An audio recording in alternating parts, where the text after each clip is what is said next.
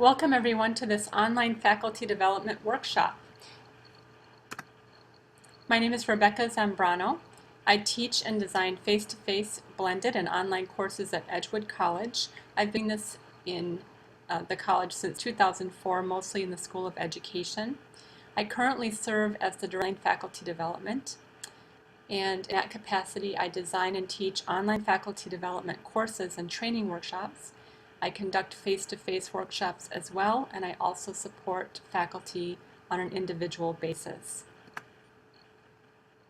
This course is designed for people who want to improve their skills at conducting online searches for high-quality content for their courses at the college, and who want to experiment with new ways to organize web-based content for easy retrieval over time.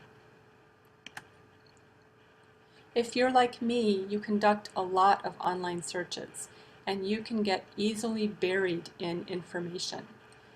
One of the main goals of this course is to help you learn some strategies for getting unburied in the search process by learning how to make your search techniques more efficient, by practicing staying focused on your search topic, by learning some ways to evaluate the quality of the web content you find for your courses, and finally by helping you learn, if you don't have one already, some possible systems for organizing the information that you find on the web so that you can easily get back to it later on and reuse it for future courses.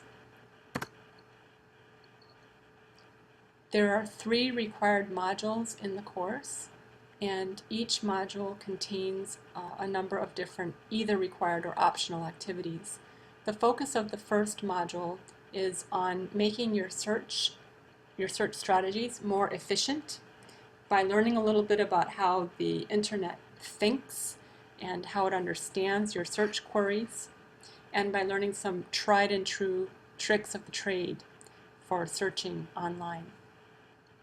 Module 2 will bring us into an exploration of learning object repositories. A learning object really is just about any kind of web-based learning resource. And a learning object repository is an online space where a group of people has pulled together a large number of those learning resources or learning objects. A learning object can be anything from a YouTube video to a research article to an interactive learning module, game, or simulation, to an image. Images can teach powerful things, as advertisers know, and one of the most important elements of 21st century literacy is considered learning how to consume images in a more critical fashion.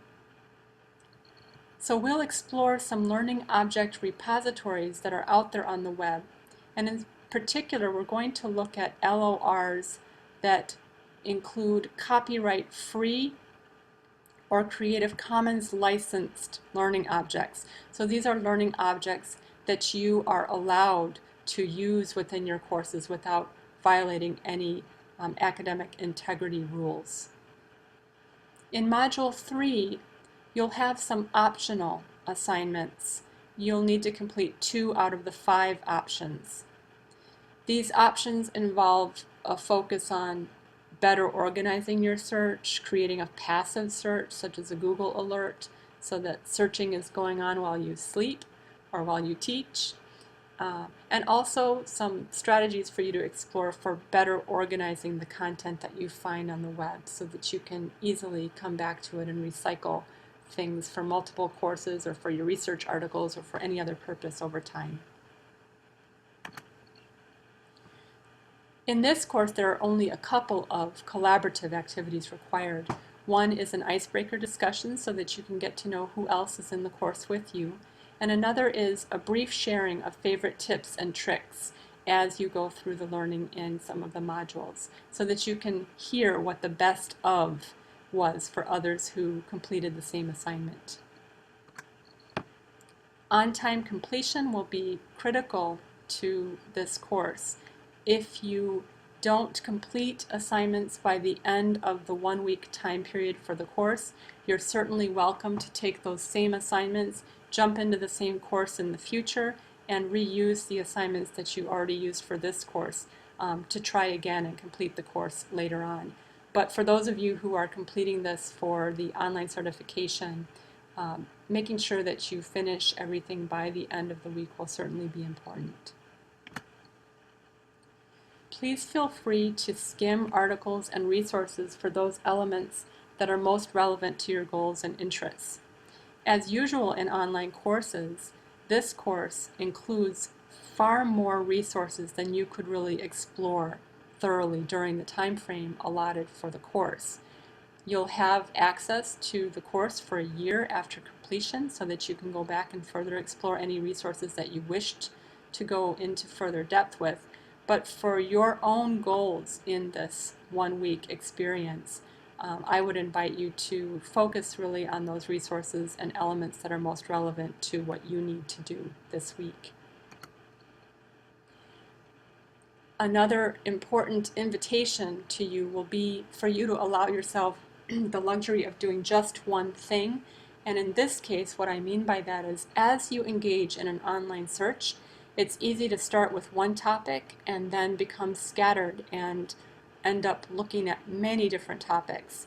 You start by searching for articles about massive open online courses, and you find an interesting link within one of those about facilitating online discussion forums, and then within one of those you find a fascinating link on the future of online education, and before you know it, you've spent 3 hours or perhaps even the entire amount of time that you allotted for the course on one search that ended up yielding some interesting resources but not on the topic that you set out to research.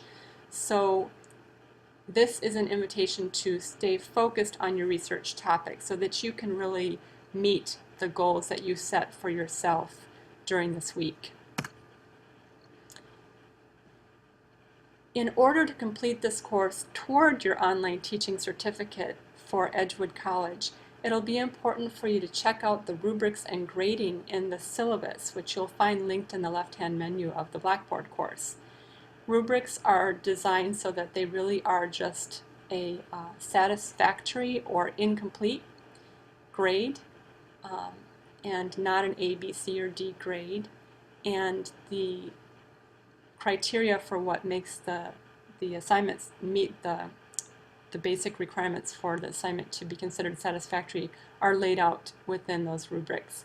So I invite you to take a look at those, and then also to just notice that satisfactory completion of all portions of the coursework and also of the end of course evaluation will be critical to receiving a certificate for having completed this workshop toward your certification.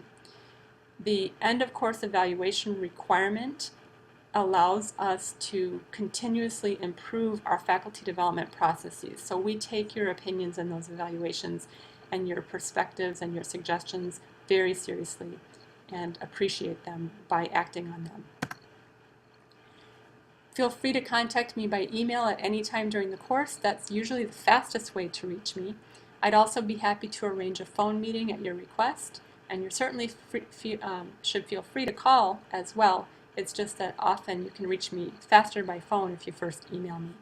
Thanks so much, and I look forward to working with each of you throughout this week and beyond.